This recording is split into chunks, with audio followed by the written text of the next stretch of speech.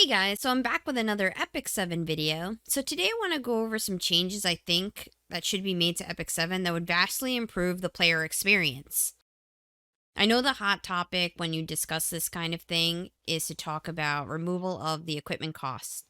And I think that's something that's been beaten dead for the last 3 years, so I don't really want to get into that.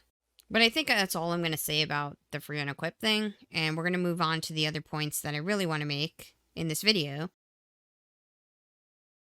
First off is the Hall of Trials. Now, everyone knows about the Hall of Trials. What I don't understand about the Hall of Trials is the absolutely worthless practice period that takes place, because it's an entire week of people doing nothing and being unable to get the currency needed to purchase artifacts and exclusive equipment out of the shop. It's incredibly difficult to buy this stuff. I really feel bad for newer players because on my alt account, I had the same problem. It takes months to try to pick up one of these items, especially if you're doing an all monster playthrough like I was, and it's very hard to get a high amount of points in the Hall of Trials. So every week you're just slowly crawling to buy out one of these artifacts out of here. And stuff like violin are very important for you to get.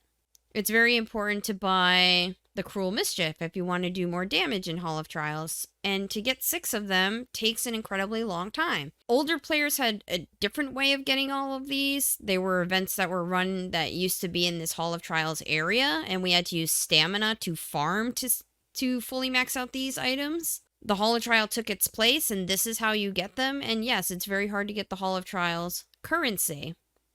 I didn't need to buy any of these because I got them in the other way. But now, with the way it is, it takes way too long to get this currency to be able to max one out and get a duplicate of this and all of that. And on top of it, to have enough currency to go over here and get some exclusive equipments that you want to get when it's random. So you have to spam it, and you have to have enough to try to max out the stat percent that the equipment has alongside whichever skill up that you wanted on the piece of exclusive equipment. The practice period does absolutely nothing. There's no reason to practice in a mode that costs absolutely nothing to do. I can start doing this without any stamina. There's no stamina or anything associated with this. So a practice period makes no sense because it's not saving anyone any time. That practice period needs to be removed. You have to allow people to do this each week at least so that they can get that currency. Which leads me to my next point. What needs a practice mode is expeditions. Setting up expeditions is incredibly difficult, especially if you're not a long-time player like I am, or like people like me, who've been playing the game for a very long time, and we have 6-star units galore. I have lots of characters built, so in order to build my teams for expeditions, it's not that hard. I can use the pool of heroes that I have. Newer players can't do that. They have to think about what they're going to use. And the units they built for PvP and so forth, hunts, some of the hunt characters can be used, some of the PvP characters can be used, but some of these characters have different setups and different artifacts put on them. And having to change those change them all the time just to do expeditions and then swap it back so that your character's ready for hunt, or to swap it back so that they're ready for PvP, can be a nuisance. I have a lot of characters that are just set up for this. I try to make them set up for everything so I don't have to change them around, and I have my teams optimized to do well beyond the amount of damage I have to do for these. 8 people go in, you do not have to do a whole lot of damage at this point because they increase it to 8. But for people who are newer and they're not really certain, they don't have as many units built, and they're trying to use other units that they do have built to complete these, and they want to do a certain amount of damage, a practice mode would allow them to set up their teams and optimize them in a way where they're doing enough damage.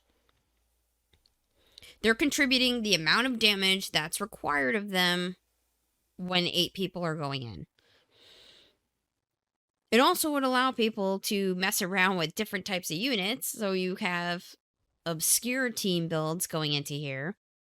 Having a practice mode for this just adds an exponential amount of time playing the game that doesn't necessarily cost stamina or anything else. And I know a lot of other games that have had modes like this, they have a practice mode where you get to optimize your team for the damage that you want to do or that you're looking to do and achieve.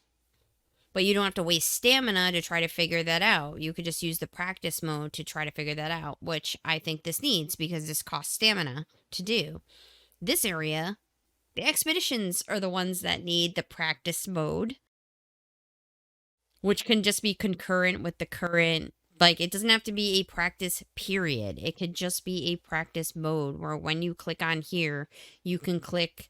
Instead of this team thing and it going to your team, it has a practice button. You click the practice button, it goes into the battle, and it'll play out the battle the same way, except whatever points you get will not count towards anything because you're just doing it in practice. That's all they need to do. And honestly, this would help especially newer players optimize their teams to do the right amount of damage instead of going in, doing a small amount of damage, and then they have to redo it again, wasting more stamina just to try to do more damage and try to figure out what's wrong with their team. Because what's wrong with your team could be the equipment's not right, your artifacts are wrong, your team comp is not exactly right. You don't have what you need.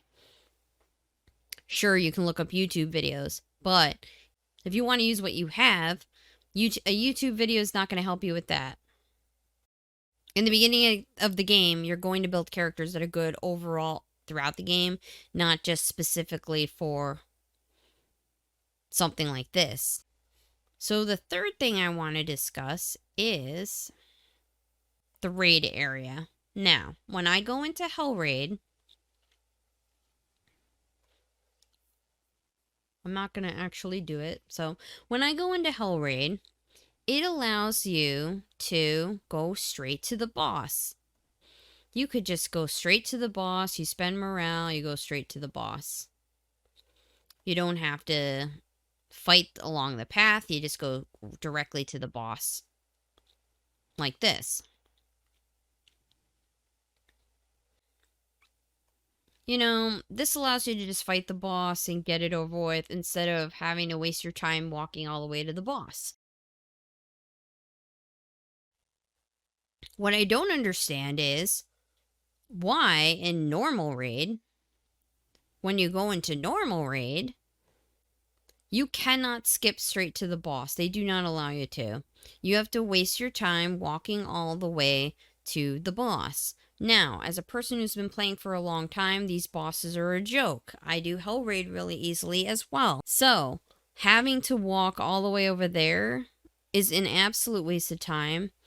In normal raid, there's literally no point fighting the mini bosses when you're late game because the equipment's all low level junk that you're just gonna discompile or sell. You aren't gonna use it. So I do not understand why in Hell Raid you can go straight to the boss. Yet in normal raid they haven't added that in yet.